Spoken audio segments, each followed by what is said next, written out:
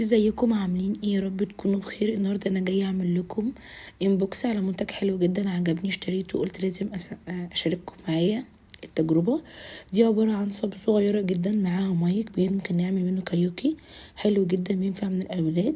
ده كان البوكس بتاعنا، وكانت محتويات البوكس بتاعي كانت عباره عن 3 قطع. كان عباره عن الصب الصغير والمايك، ومعانا كان كابل يو اس بي ان احنا بنقدر نشحن بيه الصب، وبنشحن بيه كمان المايك. جميله جدا وصوتها نقي جدا وحلو قوي. وفيها كمان الوان تحفه ليد جميله جدا. هنا مكان اليو اس بي اللي احنا بنبدا نشحن منه، ممكن كمان نستخدم مايك عادي او ممكن فلاشه او اي حاجه.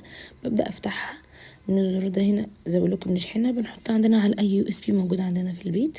ببدا اضغط عليها، وهوريكم ازاي بنضغط عليها. ببدا اضغط عليها من الزرار ده ضغطه مطوله جدا عشان خاطر تفتح معايا. بتبدا تفتح معايا، بتبدا تعمل الالوان الجميله دي جذابه وحلوه جدا.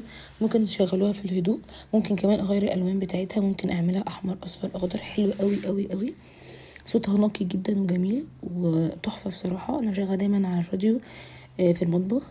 هنا المايك جميل جدا، ببدا افتح الزرار بضغطه مطوله عشان يشتغل معايا. كمان المايك بيتشحن زي الصب بالظبط من المكان اللي تحت بتاع اليو اس بي. وكمان هنا هو المايك عندي ليه في ميزات حلوه، ممكن اعمل صوت راجل كبير، طفل صغير.